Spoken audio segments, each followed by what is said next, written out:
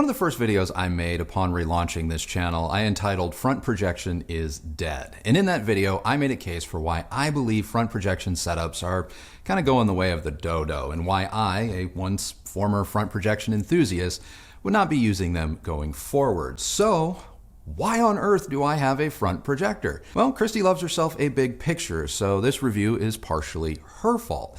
So settle in, subscribe, and hit that like button, and let's take a look at our new toy, the LG HU85LA Cinebeam, and find out if maybe I was wrong about front projection.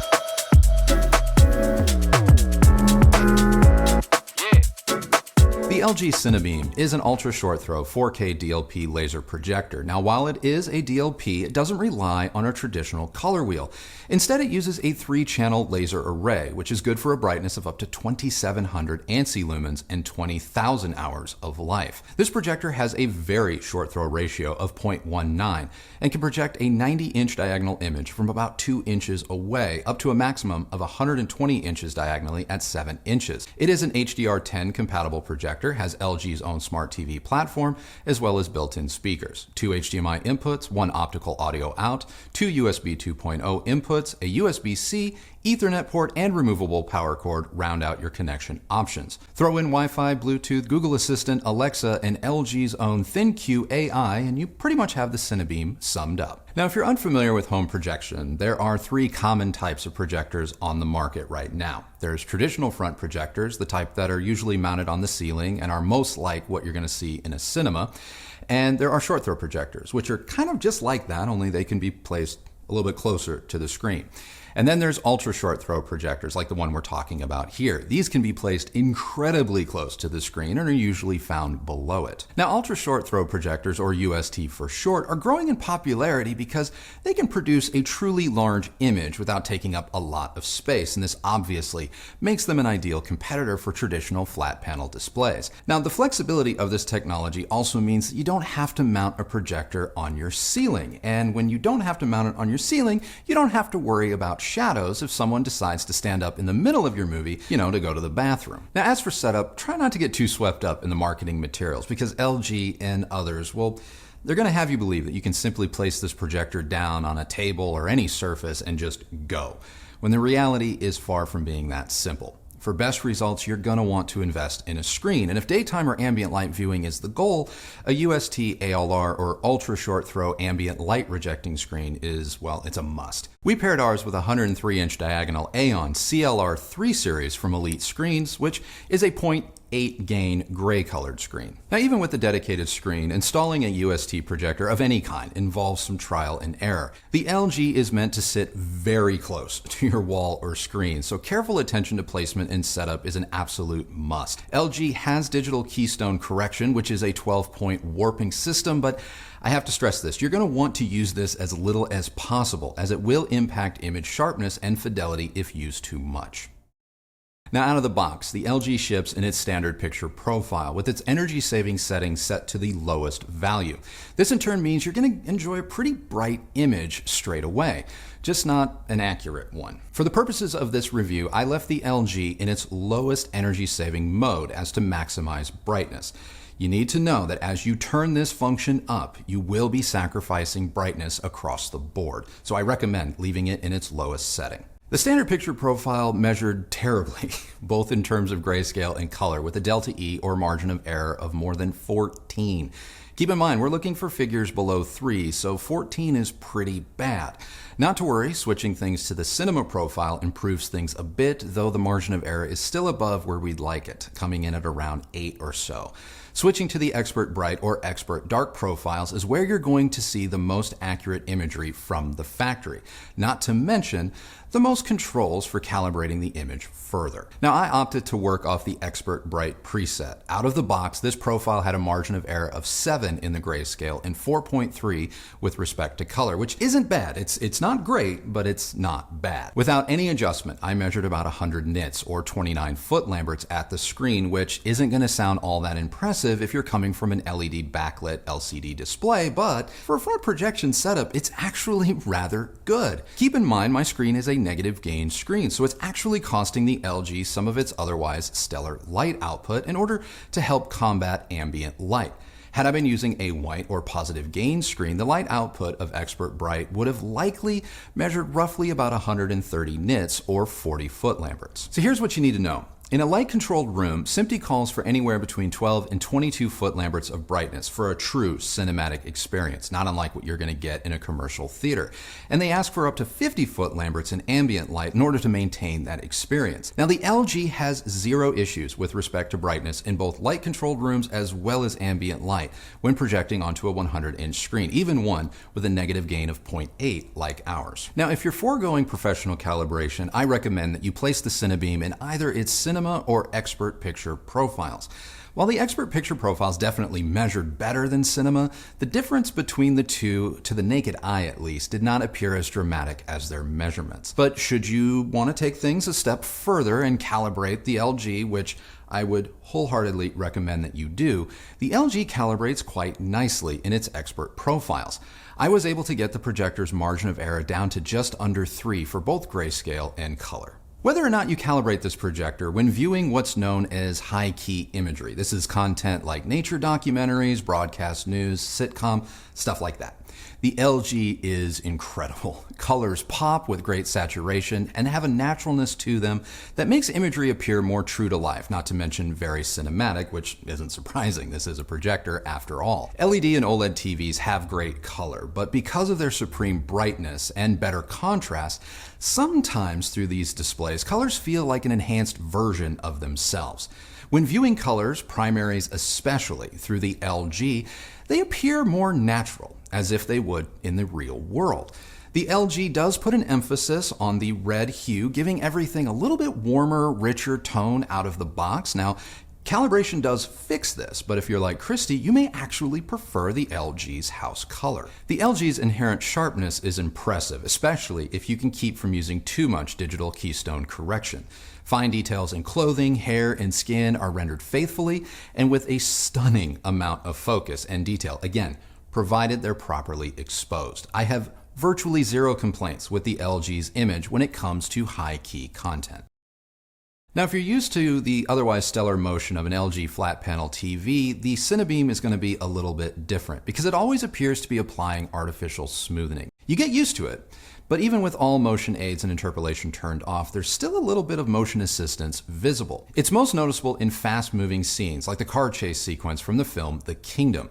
It's not a deal breaker here, and those of you who are sports fans will probably like this, but cinematic purists may notice some variation in the LG's cadence during certain sequences. Now, where the LG drops the ball for me is in its contrast, both light and dark. The LG has one of the more aggressive throw ratios at 0.19, and this simply may be too steep for most ALR screens, not to mention traditional white screens and even bare walls. Light acts a lot like a cue ball in a game of pool, so your entry and exit angles are going to be similar, if not the same. So with the light source coming in at such a steep angle, its reflected light is going to be equally steep. Now, ALR screens are designed to redirect the brightest light source back towards the viewer, but it would appear that the LG's throw angle is just a little too aggressive to allow for this to happen, well, perfectly. The results of this are poor contrast in both low light scenes as well as highlights. Black level rendering, even with a negative gain screen such as ours, just isn't good, measuring up to 1.6 nits after calibration, which is half a foot lambert and nowhere near black. In fact, when viewing grayscale test patterns, the left and right third of the chart appear largely the same. This means the LG, at least its projected image, lacks some serious dynamic range in both SD as well as HDR content. Beyond poor contrast, the throw angle of this projector makes light spill and even light streaking a major concern. It is common for ALR screens to exhibit some streakiness when viewed off axis or when seated too far off center vertically, but with the LG, mild streaking is observable no matter where you sit. Light spill is also a real problem as the sharp upward angle of the light causes unwanted reflections to be visible along your ceiling and sidewalls. Now, to get around this, you can deal with these reflections one of two ways. You can absorb them by painting your wall and ceiling a darker color, or you can rely on an LED light kit in order to mask or minimize them, which a lot of people do. I do not recommend projecting an image onto a bare wall or bare drywall, as you're going to quickly learn just how uneven the walls in your home truly are. One last setup quirk of the LG is its manual focus wheel. While manual focus wheels are not uncommon, the fact that this one is placed directly in front of the lens makes no sense to me. Because of this placement, when attempting to focus, the image is obscured by your hand's shadow, making focusing rather tricky. Most projectors like the Cinebeam have remote focus capability, so I was surprised that LG chose not to include that here, especially at the Cinebeam's premium price point. Now, as far as sound goes, you can use the Cinebeam's internal speakers, which function a lot like a soundbar.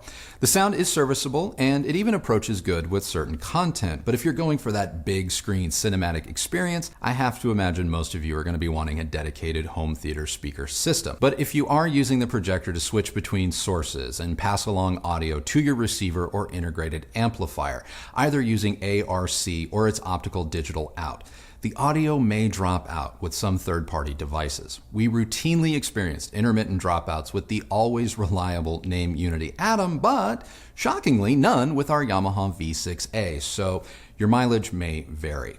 There is a feature where you can use the Cinebeam in conjunction with your speaker system through its optical output, but two things to keep in mind. The dropouts may still be present, and unless you're using LG speakers, you may find that the timbre of the LG differs greatly from your other loudspeakers. In terms of comparison, since we don't have a lot of projectors on hand, we went out and we bought the Samsung Premier as well, and a full review of that projector is coming next month. The Samsung is another UST projector, but with a more traditional throw angle, but this also means that you can't place it as close to the wall as the LG. So what it lacks in flexibility, it makes up for in contrast in black levels.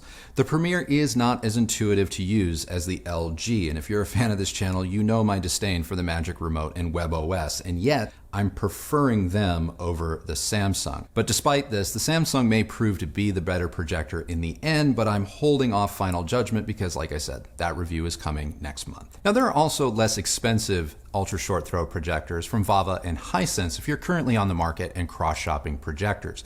We haven't demoed these personally. I know the HISENSE is en route, so we hope to bring you both of these reviews soon. So in the end, has this experience changed my mind about front projection? Has it turned me back into a front projection enthusiast? Well, yes and no. No, I still prefer flat panel displays, and I think that front projection's market share is only going to continue to shrink as flat panel TVs grow in size while coming down in price. Plus, as TVs get bigger and cheaper, the value proposition behind front projection starts to diminish. The LG Cinebeam is a perfect example of this because this projector plus a capable screen is going to set you back $6,000 to $7,000, and that's on the low end. For that money, you can get virtually any big screen TV on the market right now, LED or OLED, for the same amount of money or even less. And you can get all of that with less hassle. That said, if you are going for a truly big screen experience, I'm talking one in excess of 100 inches diagonally, there is still no substitute at the moment for a projector. And when looking at it through that lens, pun intended, the LG is actually really good. It may not measure up to the standards set by some flat panel displays, but this is a projector, so it has to be looked at just a little bit differently. And among its peers, the LG is actually quite impressive, especially when fed the proper content. So while I may prefer the simplicity of flat panel displays, I'm not going to lie, I did enjoy my time with the LG and getting to see that truly big screen experience in my home once again. So if you are on the market for a front projection setup and are considering a UST projector, I would put the LG Cinebeam on your list. So that's it. That is my review of the LG Cinebeam Ultra Short Throw Projector. But now it's time to hear what Kristi has to say, because after all, this review was her idea and maybe her fault. You can totally blame me. I'm okay with that. Okay. I freaking loved it. Okay, so like we learned earlier this last month, I'm a Class AB bitch. Guess what else I am? I am a big screen bitch too. Okay? I love it. This is my first projector experience, with the exception of when we first met and you had one in your office, which I never really Yeah, I don't think you've really watched it much. I never really watched it, so to actually live with one, this is my first time. And I don't really know if I can go back. Very similar to how I felt after we set up the Vizio 85-inch Quantum, whatever it's called, TV. After going to that size, the 85, I mean, what was it? Shortly after we got the Sony 65-inch Master Series. Yeah, so going from it's like a Post-it. Yeah, I'm like, okay, yeah, I can't do this anymore. And I know that makes me sound like the bougiest. Yeah, that's first world. That's first world problems. Girl in the world. You know what? Fine, lay it on me. I am that person.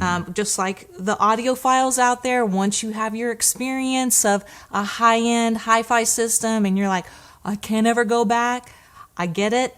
I feel the same way about big screens. Okay. I'm really into it.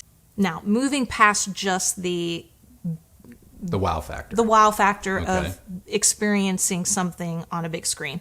When we're talking about this particular projector, again, my experience with projectors is extremely limited. I've only now had the pleasure of living with two, the LG and the new Samsung Premier. Yeah. So the LG, I think, has incredibly natural color science. Like, I think it's really, really good. For me, I prefer the LG color to the Samsung. What you've seen so far. From what I've seen so far. Yeah. But I will say that LG is lacking in contrast in a pretty big way. And it's not just on test patterns. Like you notice it on content. What we watched the new Angelina Jolie movie.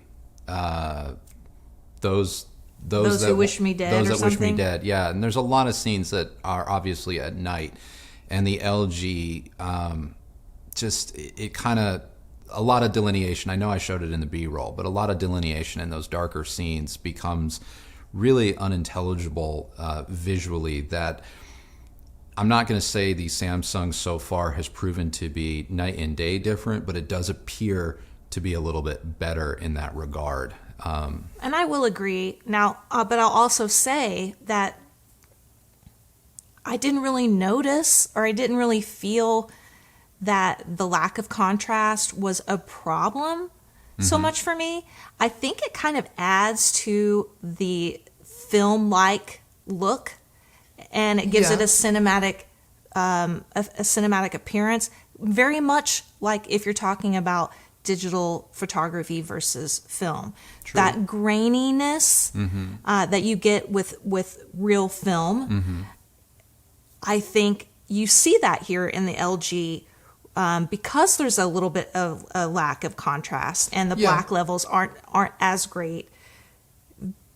You know, it's kind of it's a negative and a positive. If you're coming from projection and you're buying a new projector, let's say you have a 1080p projector right now and you're looking for a 4K projector replacement, and whether or not this is your first UST projector or not, the lack of contrast in low light scenes and in highlights of the LG likely isn't going to be that startling. But if this is your first projector because you've maxed out the flat panel size that you can afford and you need to go with a projector, there's going to be a period of adjustment. That's all I'm saying. It doesn't come down, for me, I don't think it's going to come down to romanticizing like it's okay it doesn't have pure blacks, because it reminds me more of a movie theater. If you're a projection enthusiast already, the LG is going to be somewhere in line with maybe what you're already used to. Maybe it's a little better. I don't know what projector you have. Maybe it's not as good. I don't know. But if you are coming from flat panel displays, and I don't care which one it is, there's going to be some measure of adjustment for you. Now, they may agree with you in that the big size overrides all of the negative, and you can get by with a little less dynamic range because it's impressive to be looking at something that encompassing. But if you're a stickler about image fidelity, I'm not going to go out on a limb and say that the LG is the best among UST projectors. I think it's likely very competitive. I just don't know if I would call it the best. The thing that surprised me the most, Okay.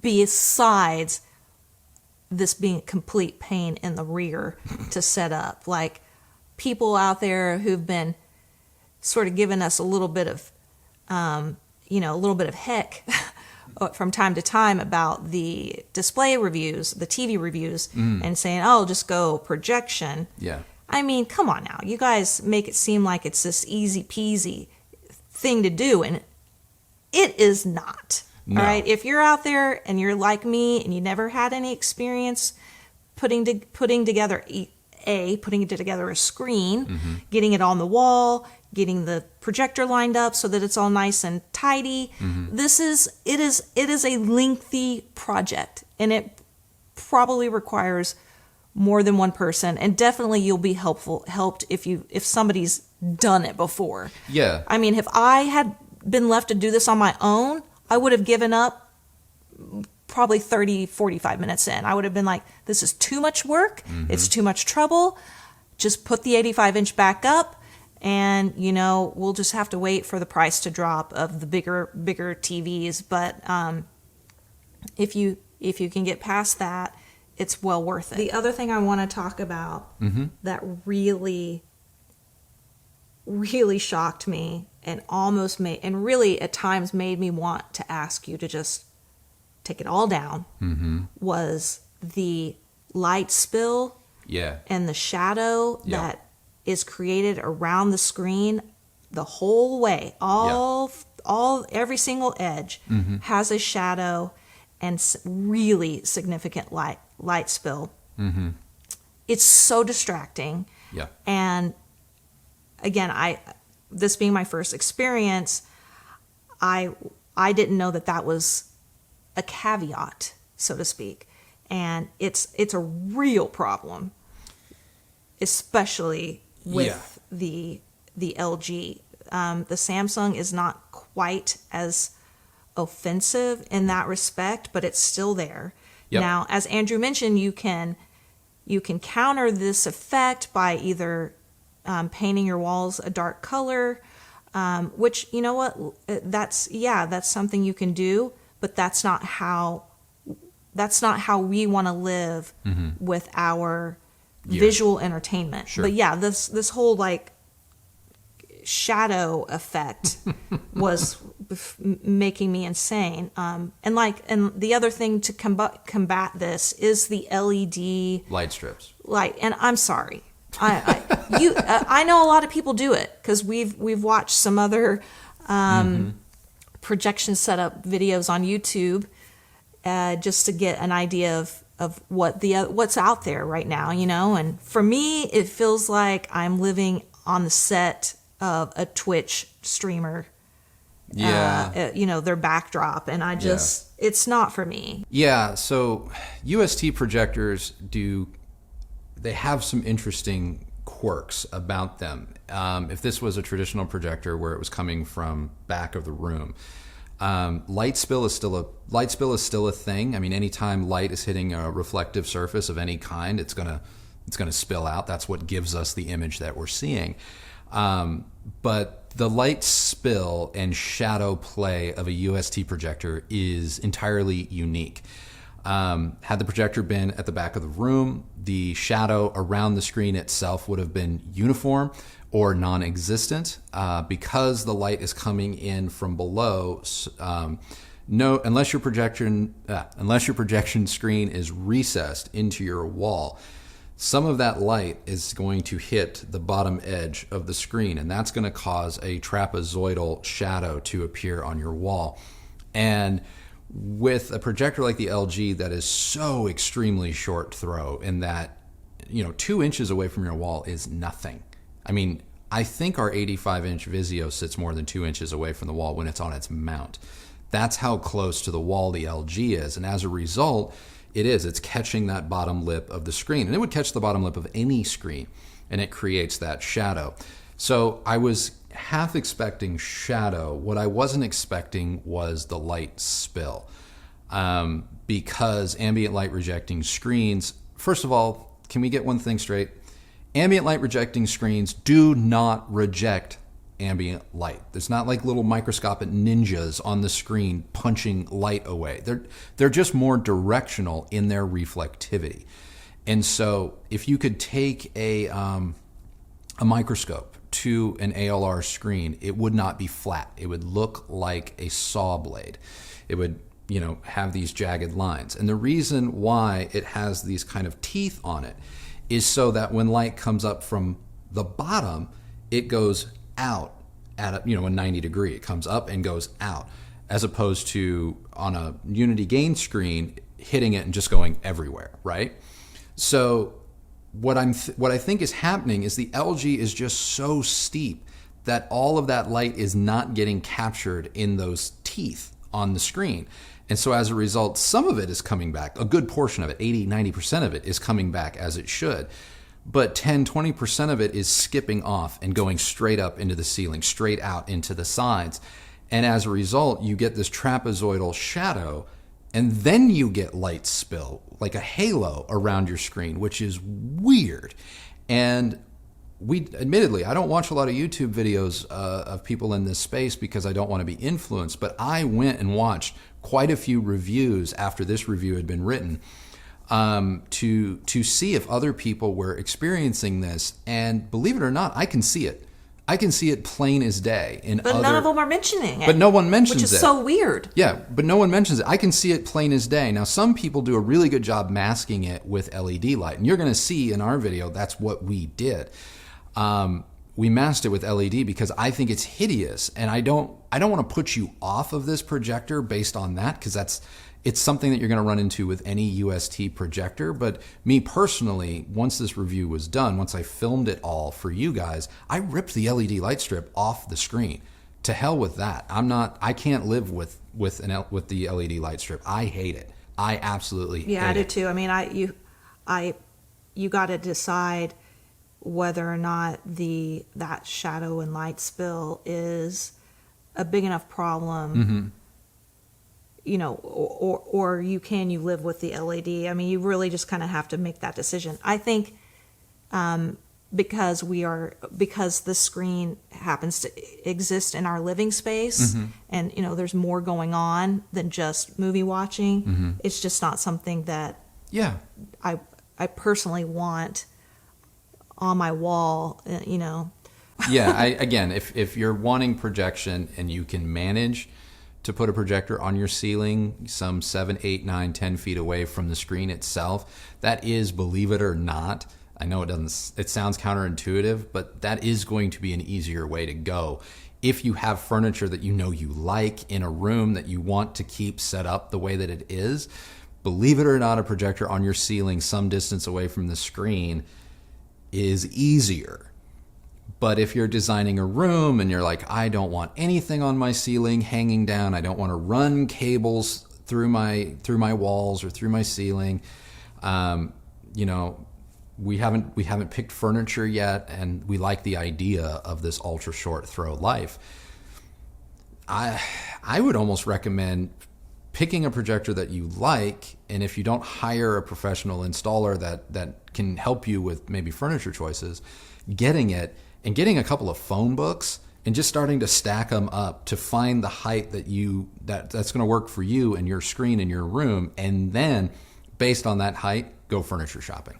That's a good idea. Go furniture shopping, because you can read all of the charts and the graphs and the manuals online where they're like, well, the setup distance needs to be 7 inches above the projector in order for this to happen. I'm telling you, in person, because no one's walls are perfectly straight, no one's floors are completely level, everything's just going to be a little bit off. And so this is one instance where I would say, get the product.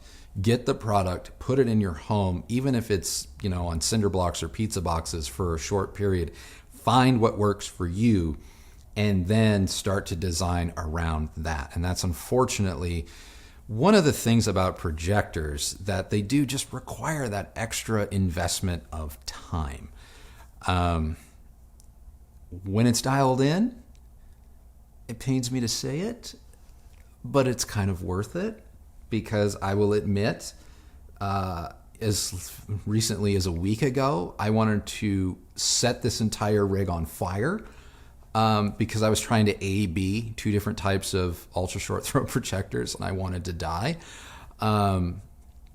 But once it's dialed in and once you're able to live with it, yeah, watching movies IMAX style, you know, in your home, it's pretty cool. It's pretty so cool. much fun.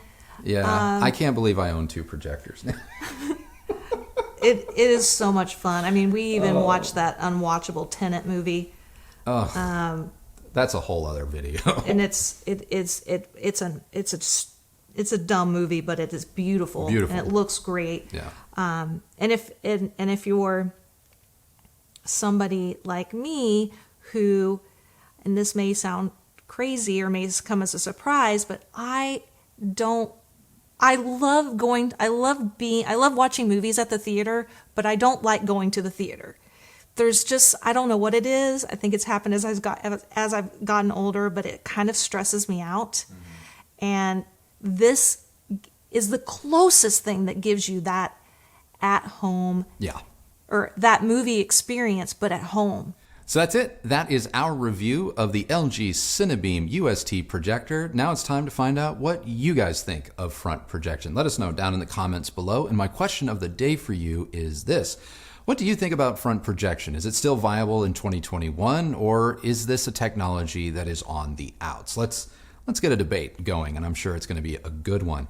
If you like this video, please do give it a thumbs up, like, and subscribe. Ring that bell so that you're notified when new videos come out. If you used any of the links that Kristi left for you down below, know that that is a great way that you have continued to show your support for this channel and the work that we do here. And both of us thank you all very much for doing so. Follow me on Instagram at Recovering Audiophile. Check out our brand new store. We got new merch down there. Give it a look. And I think that's it. So to wrap things up, the only person who has to like the sight or sound of your system is you. So happy listening, happy viewing. Thank you again for watching, and we will see you on the next video. Bye.